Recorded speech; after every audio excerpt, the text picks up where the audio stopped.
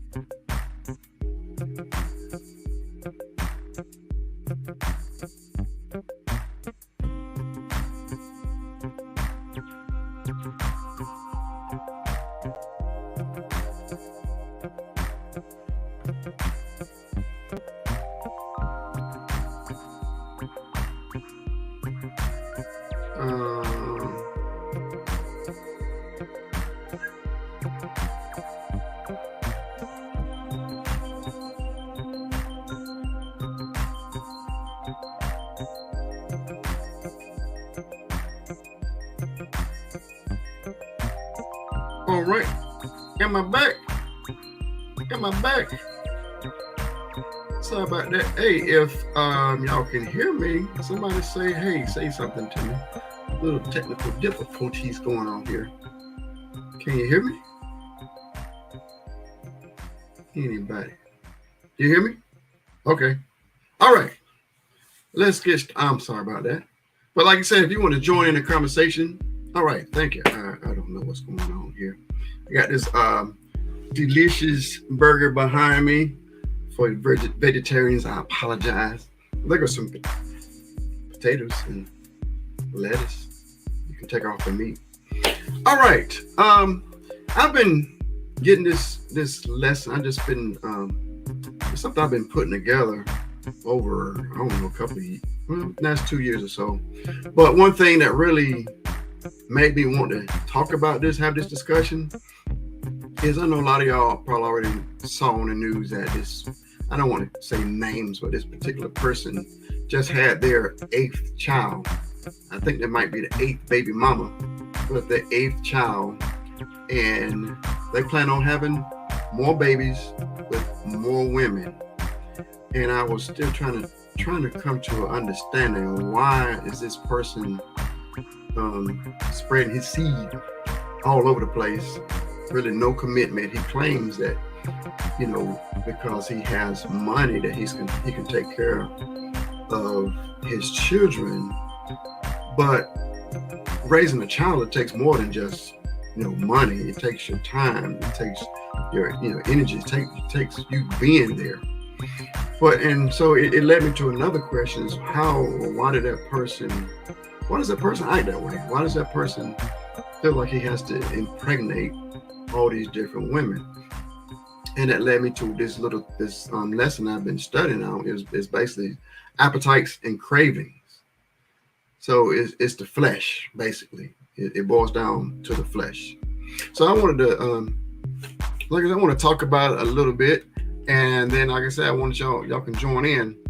I'm just going to break down appetite. Appetite, a natural desire to satisfy a bodily need, especially food. So a lot of times when we talk about appetite, a lot of times the first thing comes to mind is food. I was just doing a search before I went live, and that's the thing that came up was food. But I want to be talking about more than just food appetite, or it's also a strong desire or liking of something, a craving or hunger. So a lot of times we interchange appetite, hunger, and craving, but they do have two different definitions also. But so we'll be talking about those type things, but also what's going on in the world. When you see different people, some people end up down the wrong road. They go down a dark path, and a lot of times it was their appetite, it was their cravings that kind of like pulled them down that road. So I just wanted to just basically shine light on it and then get other feedback. Like I said, it was one of our guests that I wanted to bring in. He was I think I'm hoping. I think he called himself a wino. Some people call it wino. People that's addicted to alcohol, and they have to continue to drink. So there's that appetite. That's that strong desire to get alcohol. So I want to just break a couple of these things down. So, like, we start off with hunger. Like I said, hunger, the natural desire, the natural feeling for food, that natural thing that you're supposed to have when you need food. That desire is called hunger. That feeling is hunger. But then the unnatural is when people go into overeating and get into gluttony. So that's the unnatural side of it. So when we're going with the natural, what we're supposed to have, and then the unnatural. So and I had these things about appetite versus I'm looking this way because I got my other monitor over here. Here we go. I'm looking at a little bit of the difference between the physical hunger and emotional, like the appetite. Physical hunger comes gradually and can be postponed. Emotional or the craving come on suddenly and feels urgent. Sometimes I just need it. If you notice some people who wake up in the morning and their attitude is just crazy until they get some food, they just buck wilding, or just can't act right. They don't have control over their body. Their body is controlling them and telling them to act crazy because they hadn't eaten yet. Physical hunger can be satisfied with any type of food. Emotional or other cravings can only have you got a specific thing that you're craving. It's one specific thing that you want. And I think a lot of times, not to pick on pregnant women at all, but I hear a lot of times when women, I would say women, they want to stop saying the society we in now. They don't want to say pregnant women. They want to say pregnant people. Okay, I digress. Pregnant women sometimes have certain cravings for specific types of food. That's natural. That's fine. But I mean, the people that's not pregnant and just don't have no control at all, that's that unnatural that I mean. And then we go on to thirst. Thirst is natural to have that craving, and that craving for water is called thirst. And then we can change it to unnatural, and people be thirsty for alcohol. There's certain people, they just drink alcohol from the first thing in the morning all day long. Their body has no desire for water. Our body's 70-75% water. Our bodies need water, but somehow they've gotten their their appetite, they have that thirst is gone haywire. So now they only crave, they only thirst after alcohol. That's that unnatural. We're going back to, let me go to air. We gasp for air. So our body, when we're gasping, we're really gasping for fresh air. The unnatural is we're craving, gasping for smoke. Gasping for, things that you inhale.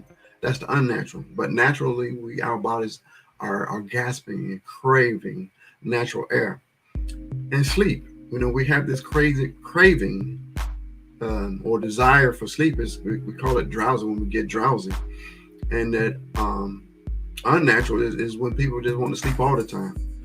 They can't, they don't want to stay awake. So that is this somnolence, SOMNOLENCE.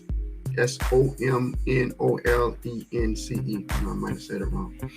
I've seen a lot of young people, they spend a lot of time sleeping. I know some people, got to get up early, go do your schoolwork and do all these different things. For some, it's just, they just want to sleep.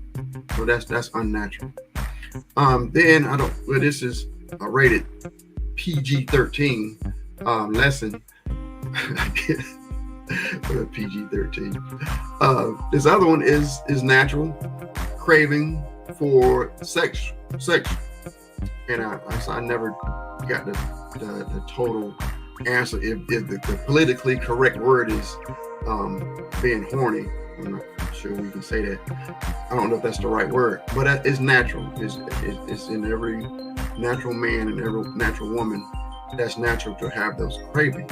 But then unnatural, what's that word? Sharice told me the other day. She told me the right word. And there's a word let's say when people mess with children, that's unnatural. People messing with and trying to have sex with animals, that's unnatural. When people are trying to have sex with people without their consent, that's unnatural.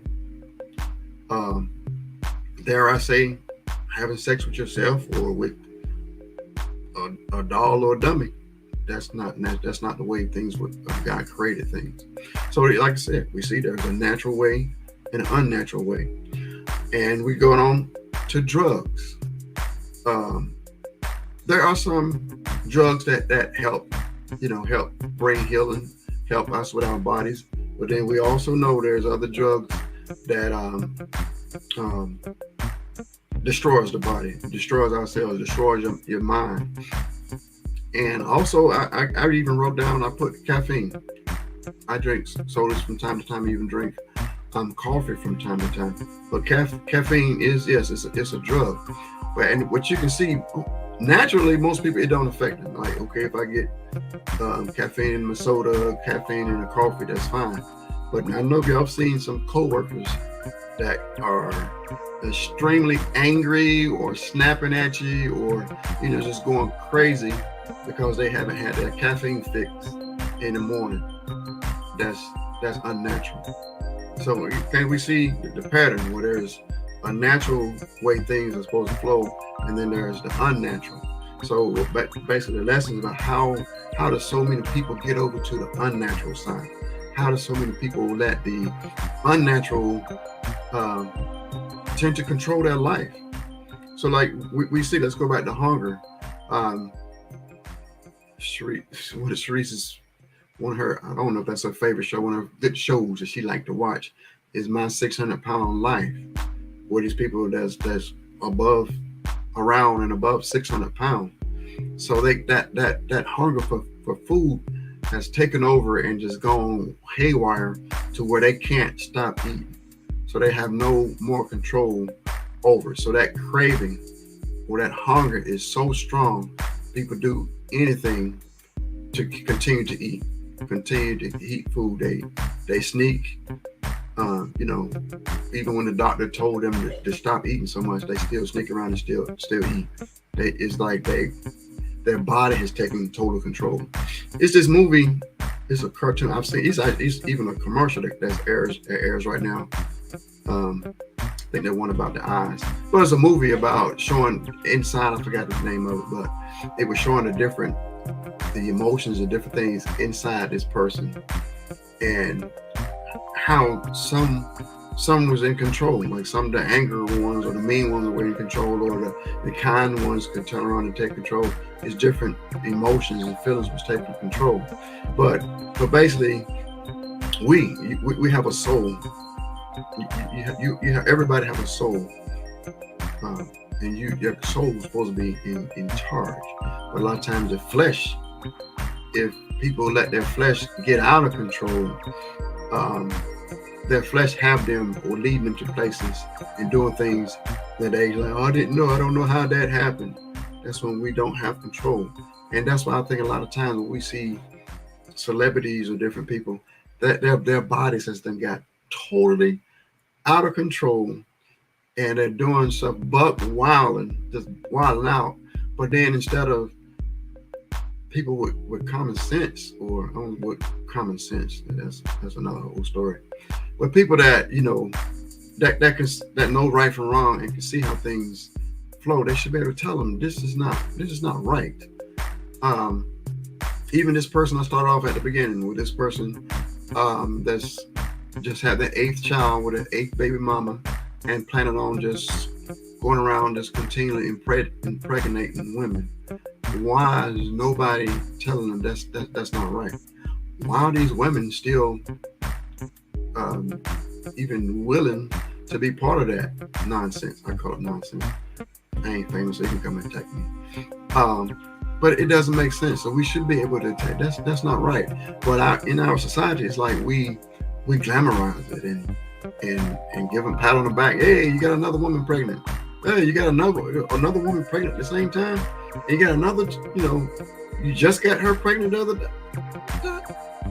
It doesn't make no kind of sense. It makes no sense. I don't know. Y'all, people, you can agree with me. You can give me your opinions, but it makes no sense. It makes no sense. But the same thing we're going back to. So that's hunger. We talked about the TV show 600 Pound Life, how they have no control over the eating. And then the drinking is where somebody might have introduced them, hey, try this alcohol. Or we see a lot of our young people that can't wait till they turn 21 because they watch the people drinking so much on TV. They see their family drinking. The drinking on TV, they like our TV in our society. So you have so much fun when you're drinking. Then like what? Our sports events, all these sports events are sponsored by majority beer commercial after beer commercial after beer commercial. And you're thinking, okay, I have to have my wings, I have to have my beer to enjoy a good sports game. That's not true, but that's how they market it. So then some people, they get addicted, they get hooked, they become alcoholics. And a lot of times the alcohol destroys their lives. And like again, what we're talking about, the craving becomes so strong where our flesh has taken over to where, like, you've seen people, drunk drivers, they get drunk, get a DUI, spend thousands upon thousands of dollars, and all these types of trouble. Then they turn around and do it again. Like, why are they doing it again? It's that craving is so strong. That same thing. Let's jump down to these bad ones, these sexual predators. And we see so many of them are in the church, and some of them are getting caught. Now I see the different shows, some fictitious shows and some real shows of how people are continually doing stuff over and over again. It's because they've letting their bodies get out of control, so their body is controlling them. I've heard, like, I don't know why I did it. I don't know why I messed with that child. I don't know why I touched that child. I don't know why I did it. Just these urges, and they let those urges take over. So, but in the Word of God, is telling us how to address those things. We're supposed to take control. We're supposed to take control of our bodies. We're supposed to take control over our mind. Whenever we're doing something and we feel like we have no control over it, God is telling us we can take control over it. But the world tells the opposite. The world's like, sorry, my body made me do it, or Well, we got it's a song out there. I blame it on the alcohol. Yeah, we can blame it on the alcohol. So that means if I know I want to do wrong, I know I'm about to do something wrong, even cheat on my spouse or do anything like that. I know, okay, all I got to do is go get drunk. So if I get drunk and then I go do what I want to do, then I can say it was the alcohol that did it. It wasn't me. So I can get high. So, um, so we need to address these multiple issues. So I got a couple more. I got my guests coming in. I see you there. I bring you in a few minutes. I just hit alcohol and then entertainment. I got entertainment on my list. It's a natural level of where you can get entertained. You know, we have this. Oh my goodness, there's so much entertainment out there, and they're doing so much trying to get our attention. They want our attention. They want our time. You know, I guess how do you waste your life? Waste your time. And that's how I believe how the enemy would like to waste a lot of people's lives is by wasting time and having you going on binges, having you spending all hours upon hours upon hours standing in front of sitting in front of a TV.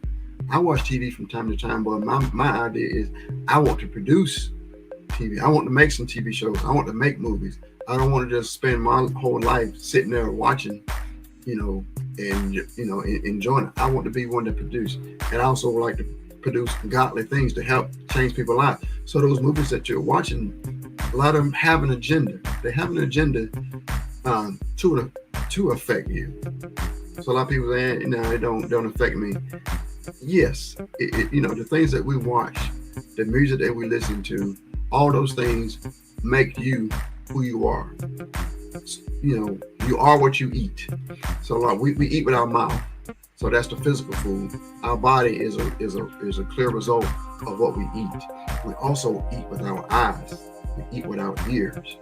So what we consume with our eyes and what we consume with our ears, that also creates who you are and who you will become. So that's why if you think in a certain way, or you're afraid of certain things, or you don't understand, or you have certain beliefs, it's from what you brought in with your eyes and your ears.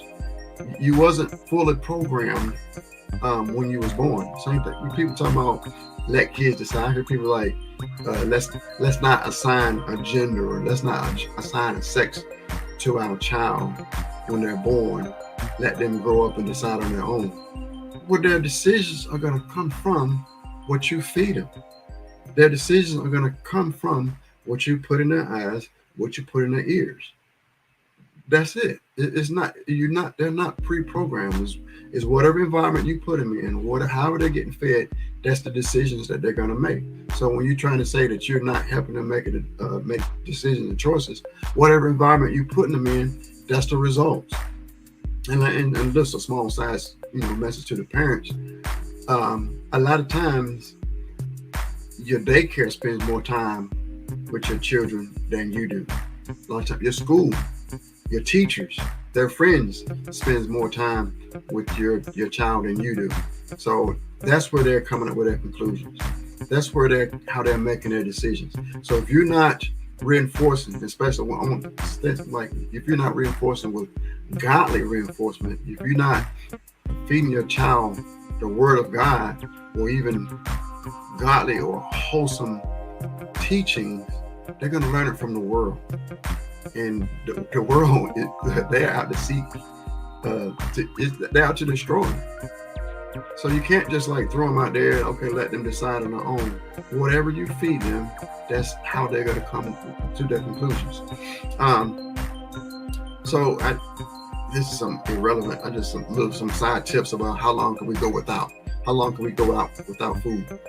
20 to 40 days. God did a 40-day fast. 20 to 40 days without food. Water, 3 days. Air, 3 minutes. Sleep. It says 3 days before you start having hallucinations. On record, someone went 11 days without having sleep. So I told you before how. Look over here. We got some notes. Hey, good evening. So what can we do? Before I'm gonna read these verses before I bring my guest in, so we can talk about it some more. 1 Corinthians 9:27. But I keep under my body and bring it into subjection, lest that by any means, when I have preached to others, I myself should be a castaway. Going back to the beginning, but I keep under my body, I bring it into subjection. So our bodies, our mind is bombarded by the world. It's so many things that's trying to get into our mind, and we have the gate. We have control. We have control over what comes in our mouth. We have control over what comes in our nose, what we breathe. We got control of what comes in our ears. We got control of what we see. And the world is constantly trying to pull you apart and destroy you. So we need to take control over it. Then when things come in our mind, we need to take control over it. And the next verse is 2 Corinthians 10:4-6. For the weapons of our warfare are not carnal, but mighty through God in the pulling down of the strongholds. So that's a lot right there. We fight not against flesh and blood. Okay, now verse 5. Casting down imaginations and every high thing that exalted itself against the knowledge of God, and bring into captivity every thought to the obedience of Christ, and having in the readiness of revealing all disobedience when your obedience is fulfilled. Let me go back to right here, into bringing into captivity every thought to the obedience of Christ. So that it's saying that all these different thoughts is be coming to our mind, and we should be standing there. Or just use your imagination of you standing there in front of your eye gates and your ear gates, even your nose gates. You're standing there and allowing what's coming in. Well, like a filter, you're checking out everything that's coming in, and if it's not godly, if it's not giving you a godly thoughts, you got to kick it out. You got to keep it out. We can't just let everything come in our mind. You can't let everything just come in, and then you wonder why you're thinking a certain way.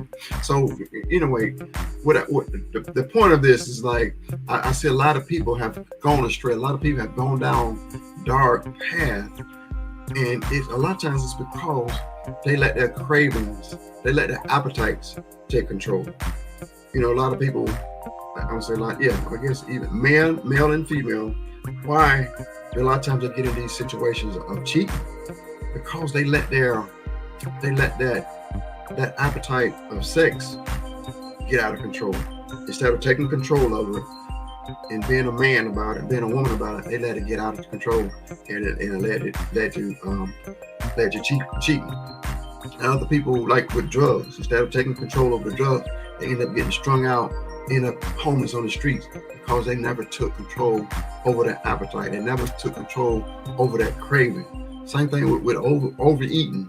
Those people 600, 800 pounds, they never took control over that craving.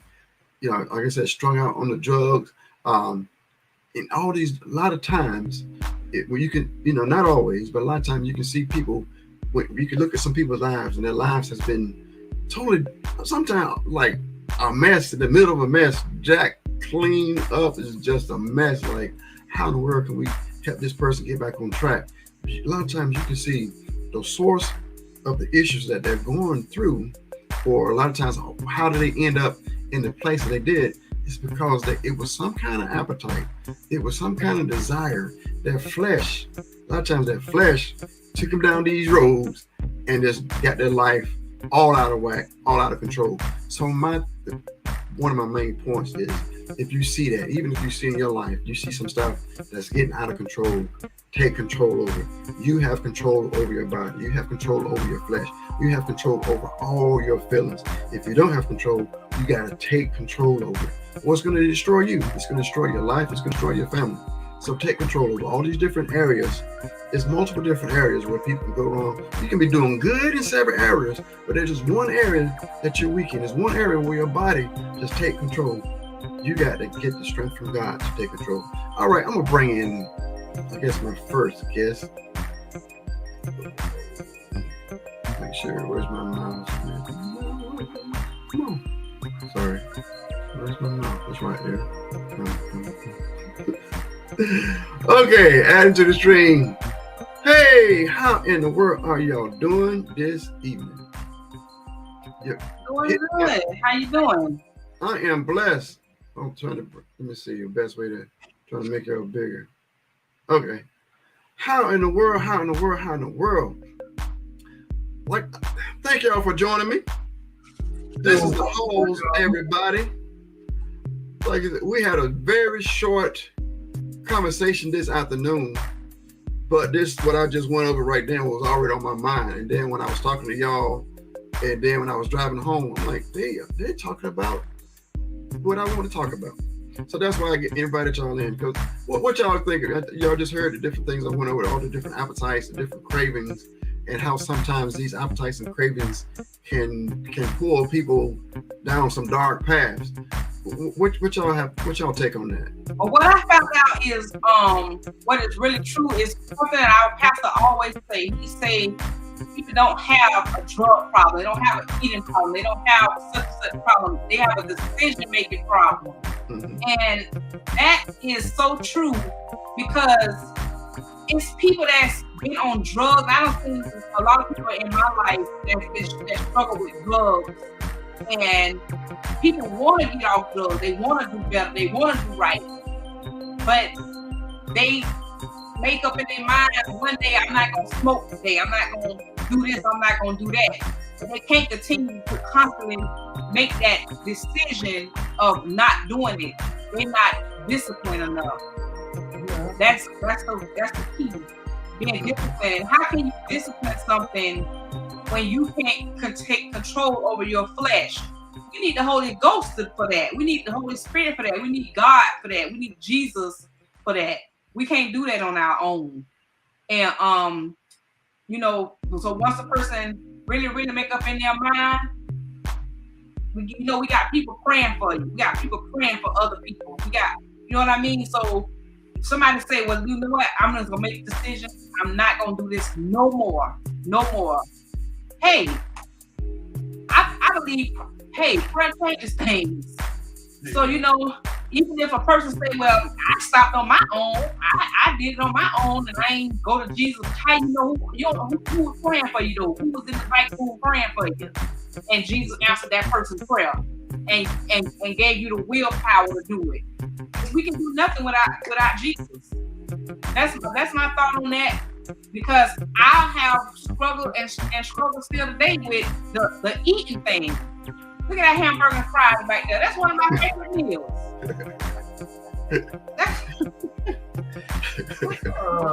We just cooked hamburgers today. Earlier when we left the church. One of the things I found out, and even going through the 12 steps and different things like that,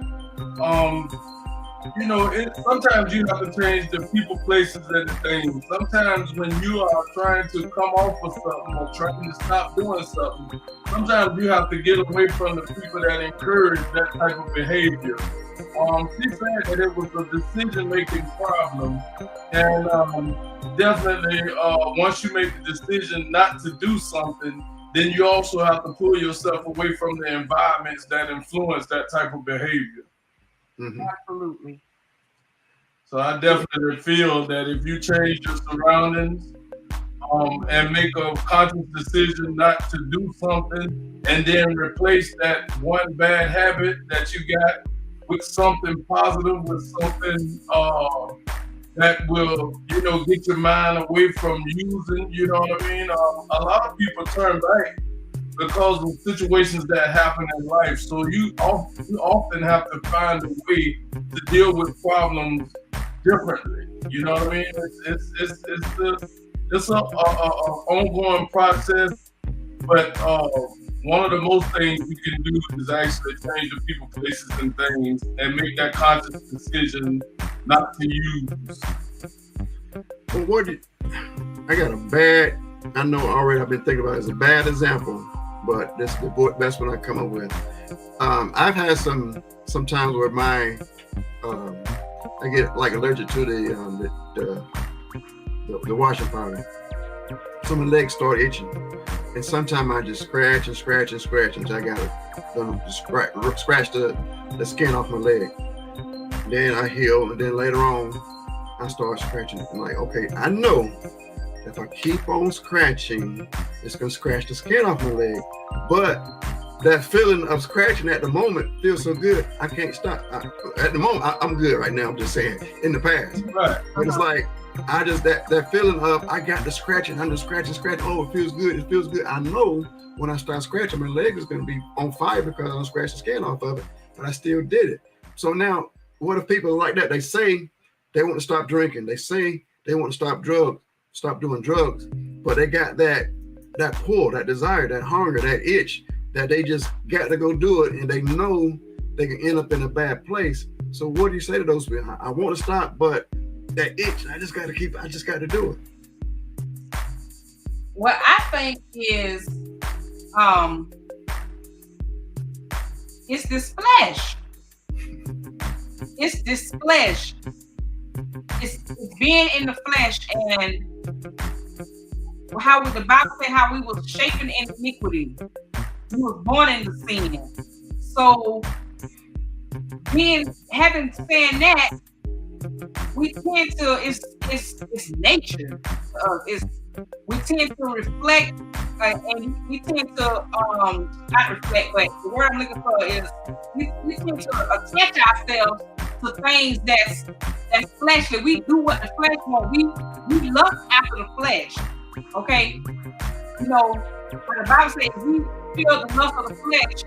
If we don't fulfill the lust of the flesh, we got to do the fruit of the spirit so that we won't fulfill the lust of the flesh. So how can we not fulfill the lust of the flesh when we're in the flesh and we want to go after the things of the flesh? So people that go back to doing stuff, like you said, it feels so good to scratch that. We do it all the time. What I would say to that person is the only thing that I can say, because what's opposite of the flesh? Spiritual things. So what else can you do? Either you're going to do what's right, or you're going to do what's pleasing to you. That's why God gave us a choice. Mm-hmm. We can either serve him or we ain't. We can either, follow behind the devil, or we can follow Christ. So it's all about the choices that we make. And you like to say your little saying about the choices that in life. For me, you say how do you go against that? How do you fight against that? I can use the analogy a lot of people used before. How do you eat an elephant? One bite at a time. So you actually would have to take that thing and one day at a time. Today I won't use. Today I won't drink. Today I won't scratch. Today I won't do whatever it is that you are doing on a regular basis. And take that thing one day at a time, man. And you do that first 24 hours. When they say about losing weight, a lot of people want to go through this big diet. You had an eating habit that you've been dealing with for 20 years. But you want to all of a sudden stop all at one time. Normally, you'll start something off strong, and by the end of a short period of time, you end up going back to it because you tried to do it all at once. But when you take something and you do it day by day, one day at a time, 1 hour at a time, one 30-minute period at a time, eventually you'll learn better habits. And definitely one of the things my wife was saying about what I always say, and I drill this into my children for years and years and years, and I even make them repeat it, even at family meetings. The decisions we make in life, whether they're good decisions or bad decisions, we have to live with them. And I tell them that because one good decision can make you a millionaire, but one bad decision can turn your whole life around. And for me, like I said, certain things that I deal with, I have to deal with them on a day-to-day basis, one day at a time, and make baby steps. And eventually that'll turn into a long term of, learned behavior. Right. And I think a lot of people don't understand those cravings. Sometimes it according to the flesh or your flesh is good. It's like we like why you keep getting high? Because the flesh is good to the flesh. Why do you keep getting drunk? Because it was good to the flesh. Why do you keep on messing with people outside your marriage? Because it was good to your flesh. It's like it's hard to stop that good. You know, a lot of people are like, okay, you know, it's bad. The body don't care nothing about no bad or wrong or sin. All the body's doing is trying to seek after that pleasure. You were saying earlier about, you know, that you used to drink. Could you tell a little bit about that and how you got away from it, and also how you stay away from going back there again? Because I know I just want to say that a lot of people that was delivered from alcohol or alcoholism, that taste is still there. It's easy to get that taste again. But I just want your point of view of how for you to be in that area and coming out and staying out. Well, I can say this, that when I was drinking, I was one of those people that was a happy drunk. You know, I would drink and I would be happy, but I was the type of person, you know, it didn't matter what was going on around me. I drank and then I'm going to sleep.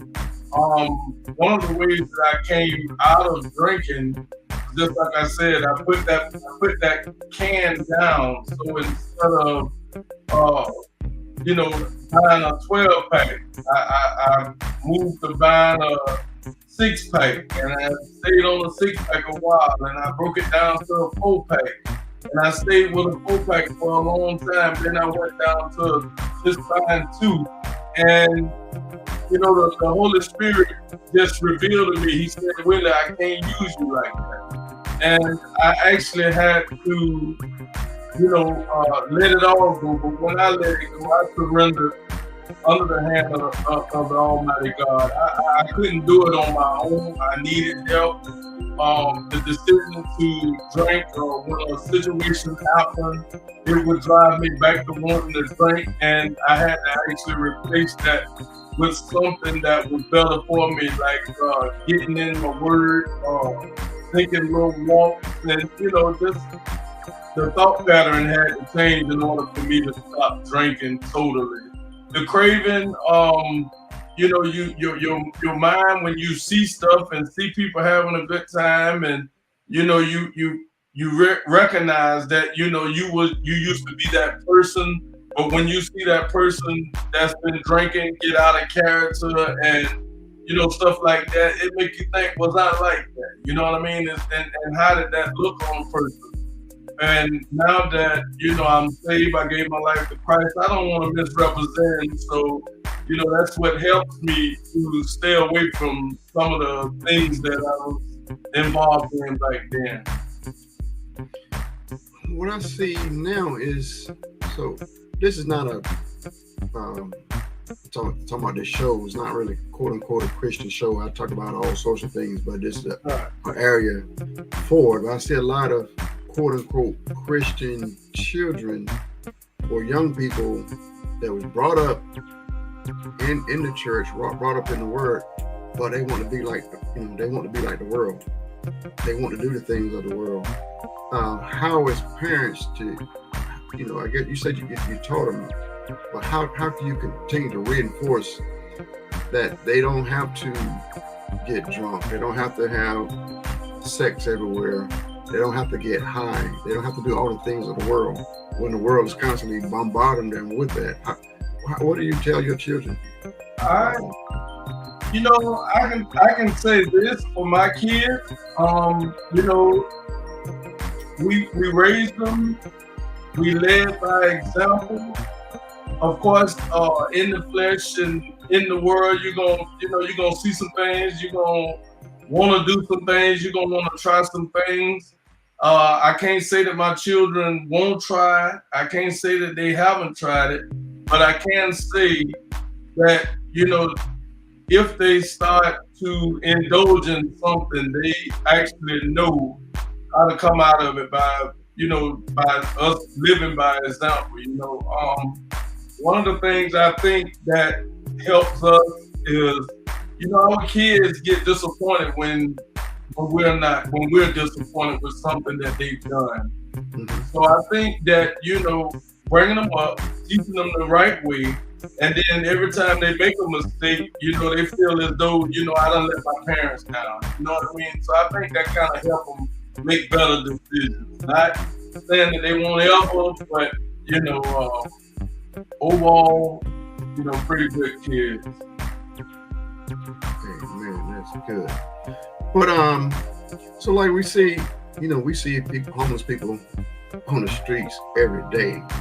So if you were able to speak to one, let's say one that they know they had a good job, they had a family, everything was going good, but they let alcohol lead them, to the streets, and they still are craving. They still choosing alcohol over their family. So would you have any words, or what words would you say to those where and they would tell you, the reason why I'm on the street is because I can't stop drinking? What would you have to say to that person? Well, I can say this, being that we're in Jacksonville, but it go for anywhere, there's help. There's different programs out there that you can go to, that you can vent, that you can actually seek help. I would definitely tell somebody that, I just met, don't know a lot about it. I would actually try to lead them to any type of help programs that are available. And then I would definitely tell them to change the people, places, and things that, cause them, go to the alcohol. And, you got to, like I said, you got to do it one day at a time. It's not a overnight thing. And they need to get around professionals. You seek professional help. Hey, And also, we like to say, we know that you can go to Christ and God can deliver you, but you definitely have to get professional help in certain areas to come out of stuff that you've been in for so long. It's good to be around others that have came out of something like that. So you have to have those individuals around you, surround yourself with better company and people that are encourage you, and people that will definitely tell you the truth and keep it 100, you know what I mean? They always say you have to have a accountability partner. And, for somebody that coming out of the streets, alcohol or anything like that, that accountability partner, that person that you can tell something to, that'll give you an honest opinion about things and help you to overcome, one day at a time. Amen. It's this one. I got this t-shirt. Actually, we got to talk to y'all about t-shirts. I got this t-shirt design. It's called Purpose Before Pleasure. And I think a lot of times people's lives are out of order is when they put pleasure before their purpose. They spend their whole life seeking after pleasure. Like you're starting off with kids. Some kids, and that's fine as a child, really, to just, you get up in the morning, you're ready to play. And that's all you want to do, play all day, get your snack, go play again. That's fine. But when you start getting older, again, if you start, all I want to do is play video games, or, I just want to, play with my friends. I just want to be on the internet or whatever. So now they're letting the grades slip, all this stuff start falling apart. And I know you have your athlete sons. Yes, they had to learn at an early age. They had to put that purpose. They had that drive to play sports, and it's the drive to be able to play and be in shape. They had to put that before playing and hanging out. So is it something that you taught them while they was training to be, athletes? That you have to teach them, hey, it's time to go work out. It's time to get outside. It's time to do these things. Do this thing first. Then you can come back and relax and enjoy. So one thing we always told our sons to do was to be leaders. And if you're gonna be a leader, you gotta lead by example. So our sons are totally different, two different people. And my youngest son, although my oldest son was on the team before my youngest son, that same team that my oldest son was on, when my youngest son came up behind him and made it to his senior year, he was the leader of the defense. And what I always see in my youngest son is he don't quit. He don't stop. You know, he has that drive when he go hard, even when he's hurt. He still want to play. He still want to practice. He still want to be in shape and get better at whatever the sport is that he's playing. And that I've seen in him since he was a child. My oldest son, you know, he's not as go hard as my baby boy is. But we always taught both of them to lead by example and to be leaders. And growing up, they just you know what I'm saying, they just too different. And my husband, they get a lot of things from him. They see my husband go hard. You know, my husband, he's a stand-up guy, and my kids see that, and he lead by example. And what we have found out about our sons is they admire their dad, they look up to him so much, and they want to be like him. Mm-hmm. So like he was saying, how they don't like to disappoint us because they know that we are in their corner, that we're proud of them 100%. So they try to be like him as much as they can, is what I see. And so that's one of the things and the reasons why I see the drive that's in each one of them individually. You know, they own separate, they two totally different people, but they still have those same traits and characteristics like their dad. One of the things I've noticed about them is, although they were athletes, we made it clear to them that, you know, you are to get your schooling and the grades got to be there in order to play sports, in order to be an athlete, in order to, you know, participate in certain, you know, events that were going on. And what we did was, you know, that grade had to be right. And in order to stay in football, they had to maintain a certain grade point average. They had to, you know what I mean, certain requirements. And I tell anybody that has young kids, put them in sports, give them something to do with their time, and that way, you know where they're at. You know what I mean? And hold them accountable. I check book bags. I mean, my kids they probably say I was a bad guy coming up because I took their room doors off. You know what I mean? No privacy. I mean, I went through drastic measures to know what was going on in my kid's life. And I believe that played a big part of it. Was it right? I don't know, but I took the doors off. I encouraged them to make the grade first. You know what I mean? And we rewarded them for doing well. You know what I mean? Not only did I tell them I love them, I showed them that I love them. I did things that, you know, other parents wasn't doing at the time. We paid for touchdowns. We paid for interceptions. We paid for good grades. We paid for that. That way, you know, if you do something good, you're gonna be rewarded. You know, so we did things like that in our household, and I think that kind of just stuck with them, you know, along the way. Amen. So I have to say, you parents, I say that was a good thing. All that you did was a good thing. When you said something about the coach, and I heard a coach the other day, somebody came off the field. He said, "Are you hurt or are you injured? If you're injured, we got to go to the hospital. If you're hurt, you got to get back out there and keep playing." So sometimes we're just hurt, but in life we got to continue. We got to know how to work through the pains. Right. Injured, yeah, we got to take care of that. If your leg broke, that's an injury. But if you just get your knee up, that's hurt. We got to keep on going. When you get bruised and knocked around, you have to keep on going. But your flesh wants to stop. Your flesh want to go and run home and get your mama to kiss the boo-boo every single time something happens. But we got to learn how to be tough men and women to make it in this world, and we can't stop every single time we get hurt. So anyway, just one of the reason for the lesson is how to overcome these appetites, or how to overcome these cravings, how to overcome these hungers, how to take charge and have power over our flesh. I thank y'all for coming in tonight. So any final words on helping people address these ungodly appetites, or any ungodly cravings, or any ungodly hungers, or people that may say, I can't help myself. If something pops my mind, I got to go do it. You got any final words on helping people with those decision-making problems? I like what my husband said a few minutes ago, that accountability partner. Sometimes it takes that person to,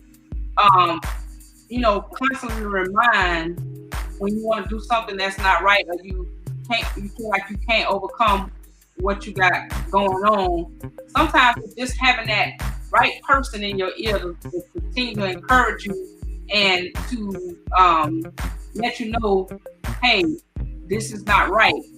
And sometimes that will sink into the minds, and people just from that alone, they get right. They get right from having that person give them that tough love. You know what I mean? Mm-hmm. So, I would encourage anybody to, get around that person that they can trust. A person, sometimes people, they tend to be closer to people that they hardly even know versus a family member or somebody that's close. I told my husband the other day, I said, we were just looking at a simple TV show, and the kid, opened up to a total stranger, but wouldn't open up to the parents. Sometimes people will open up to people that they don't even really know versus open up to people that they are kin to or close with or something like that. So get around that person that you can have for that accountability partner. To add to that, what I would say would be, to one day at a time. Don't try to stop something overnight. If you have to put it, if it's weight loss, if it's alcohol, if it's drugs, if it's any addiction, any kind of bad habit, replace that bad habit with a good habit, and take it on one day at a time. Don't try to do it all overnight, just little bit by little bit. And definitely an accountability partner, and change the people and places and things, and things will get better a little bit at a time. And don't beat yourself up over a mistake. If you fall to temptation one time, you got to dust yourself off, forgive yourself. Sometimes we are our biggest critic. We are our, we beat ourselves up worse than the world do, or people do. But what I've learned is you can just dust yourself off, forgive yourself, and then put that one foot in front of the other one, and start at it again. You know what I mean? Do it again. Do it as many times as you feel as you need to do it until you can break that cycle. Amen. I just got a few comments. I'll just pop them up. But you just said something early about how some people are easier to talk to strangers than your own parents. But I believe it's like the consequences. It's like if I tell my parents, they're gonna get upset. If I tell my parents, this can happen, or that can happen. But if I tell this stranger, I'm not gonna have those type reactions. But I know I'm about ready to go. But parents need to understand that they need to have an open door policy for the children to be able to come to them with no matter what's going on. Because again, if you can't come to the parents, they're going to their friends, they're going to the world, and there's no telling what advice they're gonna get, from them. Right. And that's one thing before you go that my husband always had that relationship with my kids, with our boys, that they can come to him to talk to him about anything.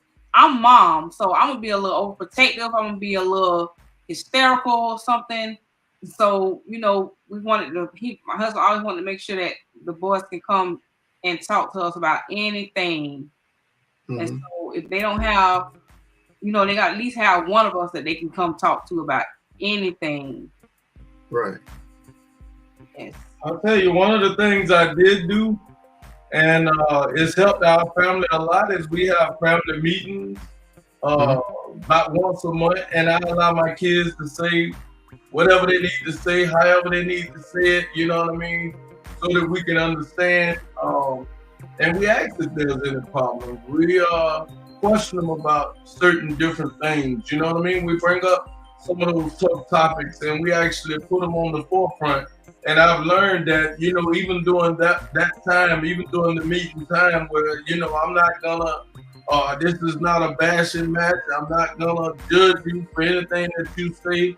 You know what I mean? It's an open opportunity to share your heart. A lot of times, my kids will say stuff that, and you'll be like, what? But they definitely, I allow them that opportunity to speak their mind and tell me what's on their heart and what's going on. So that's kind of something that we do on a regular basis, even now.